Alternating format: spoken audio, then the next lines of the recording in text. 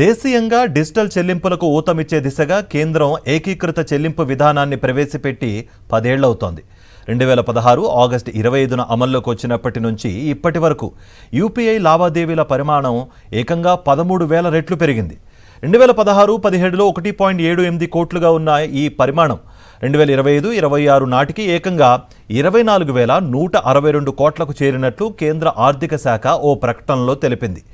ఇదే వ్యవధిలో లావాదేవీల విలువ 7,000 నుంచి సుమారు 4,000 రెట్లు పెరిగి 314 లక్షల కోట్లకు చేరినట్లుగా వివరించింది.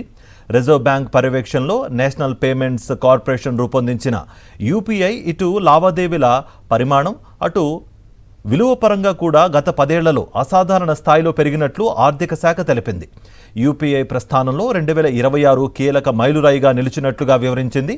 ఈ ఏడాది మేలో నెలవారీ లావాదేవీలు తొలిసారిగా 2,300 కోట్లు దాటి 2,320 కోట్ల రూపాయలకు చేరాయని పేర్కొంది.